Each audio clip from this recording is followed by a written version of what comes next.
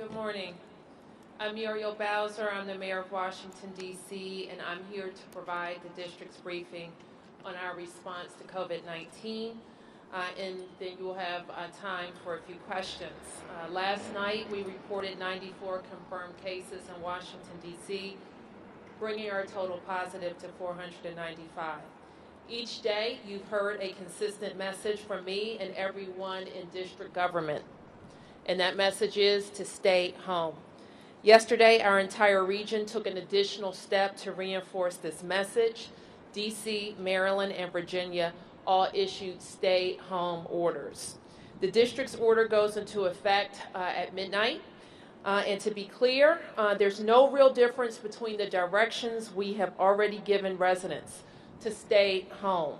Still, I want to reinforce the only reasons you should be leaving your home are the following: obtain medical care, food, and essential household goods, perform an essential government function, work at an essential job, engage in essential travel, or to exercise according to guidelines. Many people want to know how they can help right now, and for most of us, the biggest way to help is to stay at home. Later this week, we will share more information and details about new surge projections and when we expect to experience that surge here in D.C. in the capital region. Today, I can tell you we are pushing out a large supply of personal protective equipment to local healthcare providers. In just a moment, Assistant City Administrator Jay Melder will talk more about what we are delivering in our overall procurement process. Of course, all of this, projections and procurement, relies on having good data. And as you know, we have been sharing as much data as we can each day, and we plan to continue to do so. However, I want to tell you about a change we will be making. If you have been tracking data, you know that we have been releasing it about 7 p.m. each night. But going forward, we will be sharing data in the morning so that we can provide a more complete picture of the previous day. The data that comes out in the morning will be sorted by age groups, sex, and ward. Again, I want to finish by saying the best thing that we can all do to protect our healthcare workers and our city and to flatten the curve and to get back to life as we know it in D.C. is to stay at home. Be strategic about your trips to get essential items. Do your part to keep everyone safe. So with that, I want to turn to Jay Melder for an update on our procurements.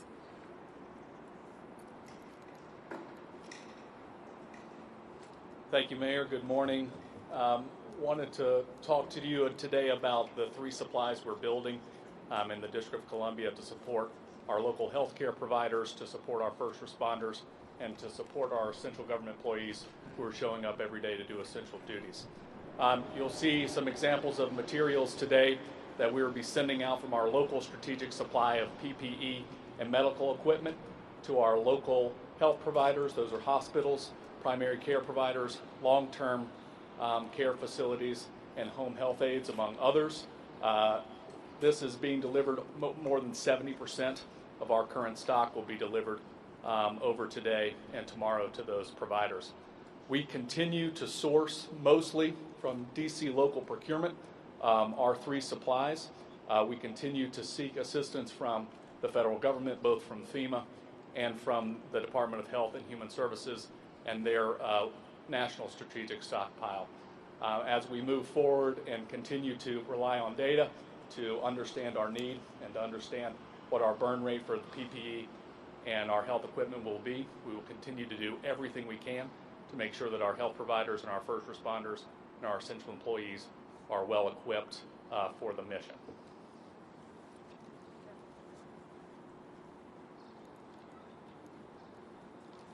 I want to provide a readout of the frontline employees and first responders who have impacted by COVID-19. And as the mayor stated, we're going to provide an update this evening of those who went through the high volume testing site yesterday. For fire EMS, there are 14 individuals who've tested positive for COVID-19, and there's 172 individuals who are out for quarantine. For NPD, there are 6 individuals who tested positive for COVID-19, and there are 176 NPD personnel who are out as a result of quarantine or positive tests. For the Department of Corrections staffing, there's 1 individual who's tested positive, and there's 103 individuals who are out right now for either quarantine or isolation. And then for DOC, those within their custody, they have 6 individuals who've tested positive, and there are 88 individuals who are in isolation or quarantine. And for our Department of Youth Rehabilitation Services, they have no staff who tested positive, but 40 that are under quarantine. And DYRS has 1 youth within his custody who's tested positive, and then 8 that are either in quarantine or isolation. And this will be updated tonight based on the high volume test done yesterday. Thank you.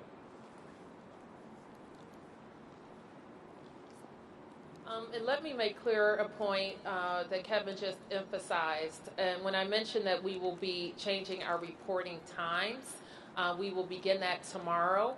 We will have a report tonight, and that report will only be on first responder information. And then we will go to the entire sampling group tomorrow morning. Any questions? Yes, Muriel.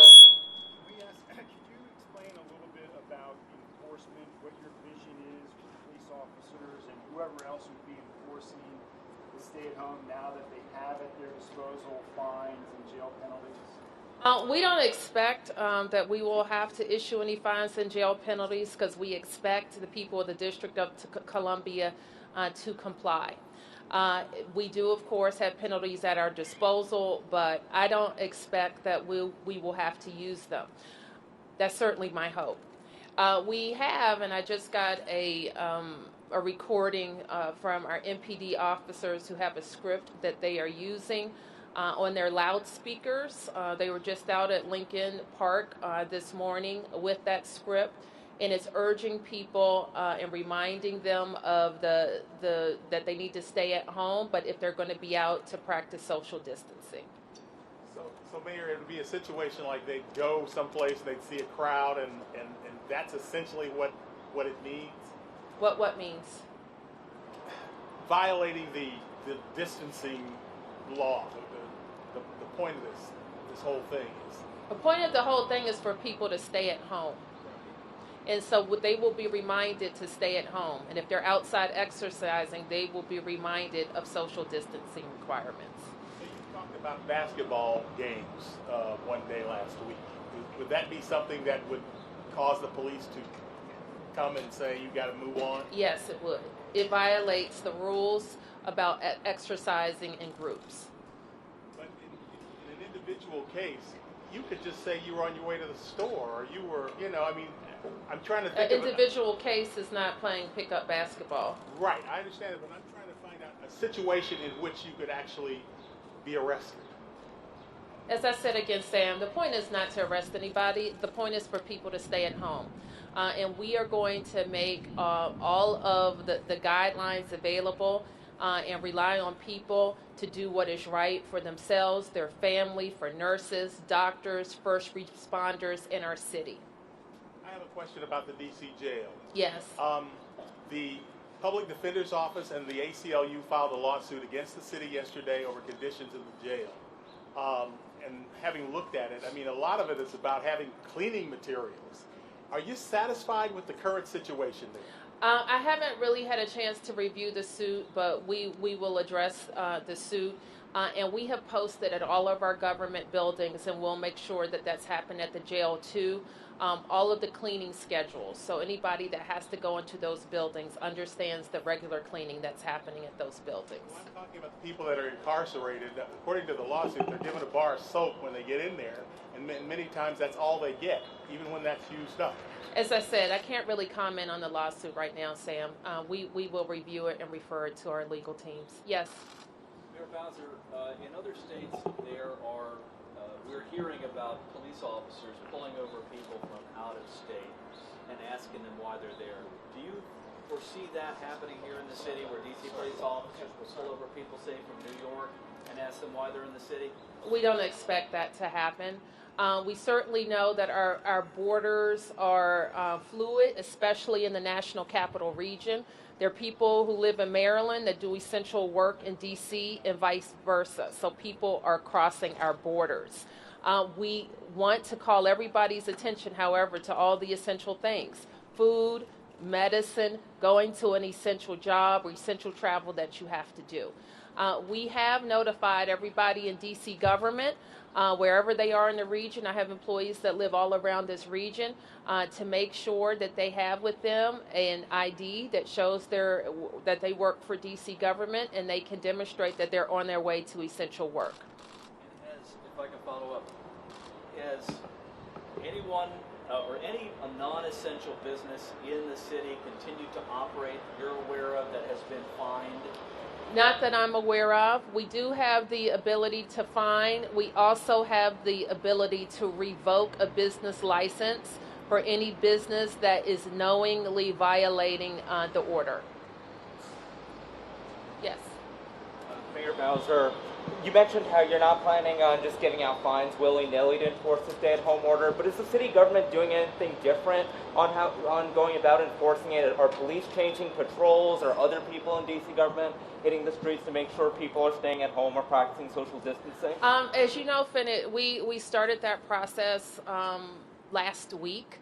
We started it longer than that to enforce social distancing around the tidal basin, where we're using the Metropolitan Police Department and the National Guard. We also we changed the contract that we have with our school safety officers, so that they could be deployed to parks and playgrounds and recreation spots where we saw people distancing. We've used police tape, in some cases, to indicate that the park or playground is closed. We've also, the police since last week, have been encouraging people not to play pickup games all across the city. So all of those things continue to happen. And does the city have any evidence that undocumented people aren't seeking care, or that might be an issue going forward with coronavirus? We always want to make it clear to people that immigration status doesn't matter when calling on the government for resources, especially medical resources. But have you had any evidence that people aren't seeking that medical care? We don't want to have that evidence, Finnet. So that's the point. We yesterday gave part of our briefing yesterday was in Spanish to make clear to people to recognize what their symptoms are and call their medical providers.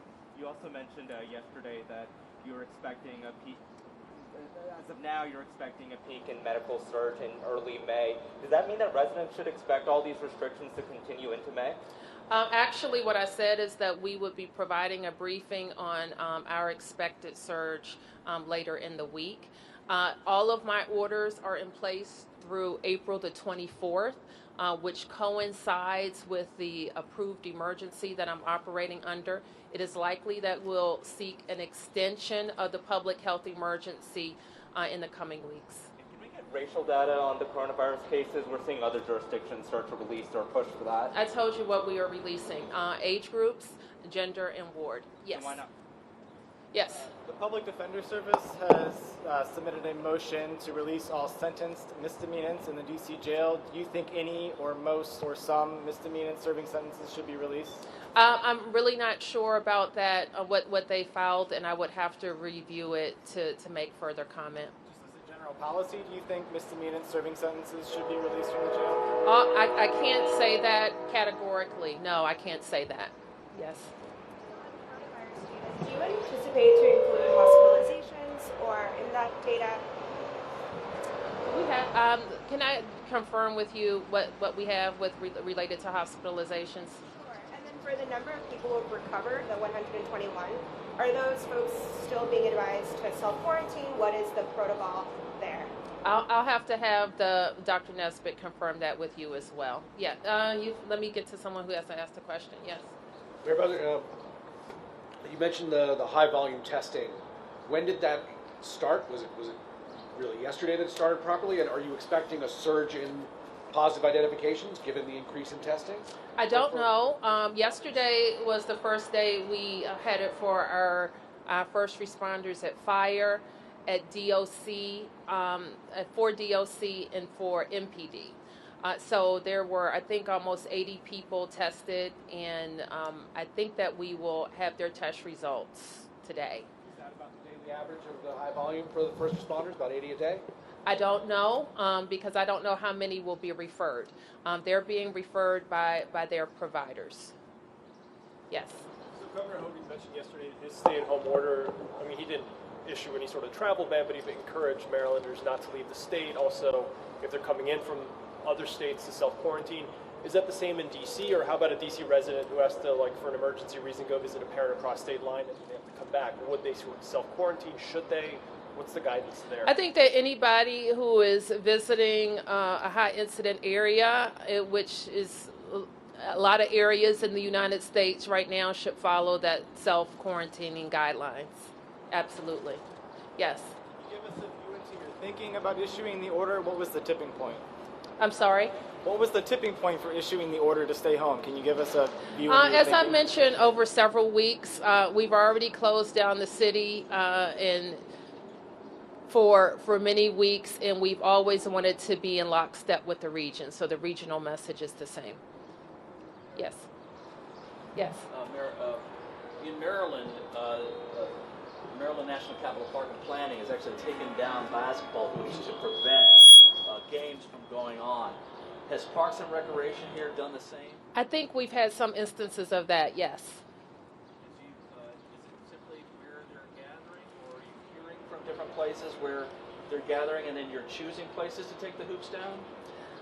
I don't know if they've taken all the hoops down. I expect a yes, or especially in areas where that you can't shut down the park, or you can't lock it, or you can't cut it off. So that's another way to prevent the pickup games. Yes. If there have been any positive cases in homeless shelters, I'm seeing a report out of Harriet Tubman.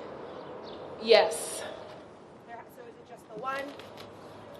I will let me have confirmation about the locations, but let me just say more generally, if we have a resident of a homeless shelter test positive, that resident is quarantined, any close contacts follow the Department of Health guidelines. There's a cleaning protocol also put in place. Some of the supplies, does the district have, or are you getting the sterilization kits for the N95 masks? And then also, what about the expedited testing kits that show the results much faster? Do you have, or is the district getting those? I think we have one on order, and we'll catch up today on, I know the announcement about the sanitizing machine was made yesterday, and we'll follow up with our FEMA contacts today. Yes. Could be for you, could be for the deputy mayor. What was the script that you said that police officers are using in their loudspeakers, and is it going to be across the city for every officer, or is it just select places that they're going to I will be confirming that with the chief today, and my expectation is that there's a general script that's used. Let's see if I can play it, and they'll tweak it as well. Give me a minute.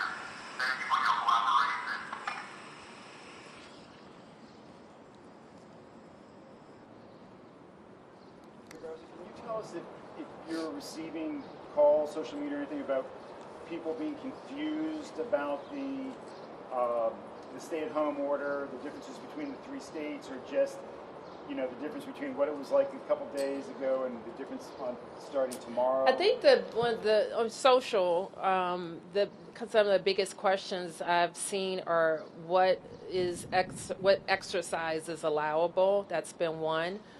We've been pinged by some of our employees, like can they come to work? Can they travel? What does it mean for them, especially folks that don't live in DC? So that those are some of the ones that we've heard. And then I've gotten people say, why do you want to throw people in jail? What do you think of that? I answered Sam at length. Can I ask about the DYRS numbers? Is that Hope Village? No. DYRS is New Beginnings in YSC. And so you had been asked about Hope a few days ago and said you were going to send inspectors over there. We did. Yeah, can you tell us? Kevin. Thank you very much. Hope Village is a halfway house run as a contract overseen by the Federal Bureau of Prisons that houses about 200 adult individuals, DC residents, who are transitioning from incarceration back into the community. There were allegations made last week, notably about a lack of basic supplies around soap, sanitizer, and the condition of the facility. The city has an independent office called the Corrections Information Council, or called CIC, that has the jurisdiction and authority to do unprompted inspections of those facilities. They did that and found that there were adequate supplies, in some cases perhaps even more than adequate supplies, around toiletries, around cleaning supplies, and they were able to do that site inspection to have their inspectors view it, photograph it, and be able to report out on it as an independent assessment of conditions there. Okay, few more. Yes, Martin. I know part of this involves Park Service because of the federal lands, but there's been calls from some people to close down more roads or kind of expand sidewalks into roadways to give people space to ride bikes and walk because it's a form of acceptable recreational activity. Any thought to that? Have you asked MPS to consider closing Beach Drive on a more permanent basis during the emergency? I have not. We will continue to. We have established a regular call with them, and we will continue to evaluate their properties. Yes. What's the latest at St. Elizabeth's? In terms of what? Do you know how many people have tested positive? If there's anyone under quarantine? Okay. Can I get back to you with those, with that number? Yes, sir. I've heard people who've applied for unemployment benefits try and adhere to the advice to answer honestly when asked about the searching for work requirement, but they also get told from claims approvers to say, yes, they're looking for work, and they get emails from the government saying the same thing, so there's like conflicting advice. I'm wondering if you could clarify what people are supposed to answer? Yes, I asked the DOES director to issue clarification, so I want to just turn to her advice, Director Morris Hughes, and we can provide you with all of the statements that she has made to be perfectly clear. And let me say a little bit more about that, because I think that you recognize that we made some changes to actually help people get benefits sooner. But those changes required a change to how our system works. And the computer system, we've been working to get those changes made in the system. We're hopeful that that will happen sooner rather than later. We think maybe by the end of the week, but by the beginning of the week, to have those questions related to searching for work and wait period changed in the system. And we think that will prevent any confusing messages generated automatically by the system. Obviously, first responders and whatnot are the priority for this, but are you making any plans to try to find necessary supplies just for residents who are unable to find hand sanitizer or disinfectant or even toilet paper? We always are focused on the kind of supply of food and goods. You heard us talk at the beginning of our response about making sure that grocery stores were essential businesses, those businesses providing essential household items are also essential businesses. And we're relying on that chain, and we're grateful for all of those workers who are showing up, who are loading trucks, stocking shelves, manning and womaning cash registers, who are showing up to work to make sure that that vital supply is available. What the district is doing is obviously procuring for our needs, for our medical needs, and for our first responders and frontline workers. We're also, as Jay mentioned, creating a stockpile that we can support our medical providers. And we're working, searching the entire globe to find those items. But we are asking our residents to use judiciously, not hoard, not go out every single day, to take care of their household items at all the commercial markets and stores. Yes? What's the guidance on homemade masks? I know just civilians going around for essential business, and people want to be wearing masks, or they can't purchase it or they shouldn't be purchasing it. Right. So I wonder what the guidance is around. Let us check what the CDC is saying about homemade items, and we'll post it on our website. Yes. What's the situation with the SNAP program, food stamps? A lot of state governments have been appealing to USDA for blanket waivers, for greater autonomy, to expand the roles, to cut down paperwork, to deal with the increased need for food assistance, for food stamp assistance. What's the I don't situation think with that here? we have anything different to report on SNAP. One of the question has become, early on, we extended any recertification deadlines for people who are getting public benefits. And one question that I'll make sure that we confirm is that people who are newly applying, what all the procedures are for them as well. But please go to our website, coronavirus.dc.gov or just dc.gov, and look under public benefits, and that will explain to everyone what they need to do, whether they've been automatically recertified or whether they're applying for the first time. You've already done the sort of automatic renewal so people We've don't have to already reapply? done that. We did that early on. Yes. Mayor Bowser, normally we would be in the budget season. Yes. Of course, we're in a public health emergency. Have you been talking with the DC Council in terms of when you possibly may present a budget? In our the emergency that the council passed several weeks ago, we extended the submission timeline for the DC budget. I think the new date is May the 6th. And we'll be ready. Mayor Bowser, what are you seeing as far as DC employees, the essential personnel who still have to go to work, calling out and not showing up? Do you have any data, any numbers? Has that become a problem at all? We're certainly trying to manage that, Mark. Early on, we put in an extraordinary way more than 50% of our folks on telework. And since that modified operations was announced, somebody remind me of the date. On March the 16th, we've added other people to teleworking. Most notably, we took all of our DMV operations virtual.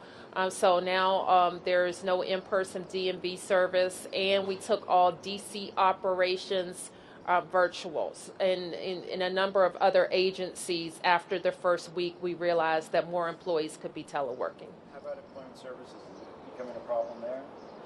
We're certainly working to keep everybody at work at employment services. Mayor Bowser, Yes. the Department of Health often highlights racial disparities with infectious diseases and other health problems. Why not with coronavirus? As I said, Fennett, we're trying to get out as much accurate data as fast as possible, and our reporting can evolve throughout the process, but this is where we are. Yes. Just real quick, following up on what Mark was asking about, with Mr. Valentine's passing, you had mentioned last week that there was going to be contact tracing. Has that been done? Is there a sense that there was any threat to anybody else that was essential in the government that worked around him? I mentioned yesterday that 5 employees are self-quarantining. Yes, sir. For those of us who usually use computers to apply for unemployment? Because all the computers, all the places we can go are shut down. How do we go about getting the application? I need you to call Employment Services, and we will get you a phone number. Yes. Okay, last question. I'm wondering about DC for the last several years has had a spike in rats, the rat population, which has been attributed to the growth in restaurants and economic activity. Are the pest control people working, and B, what's going to happen with that now that there's no restaurants? Are they all going to head for people's houses? Well, I guess the question is, the pest control people working? The pest control people are essential. Yes, they are working. Thank you, everybody.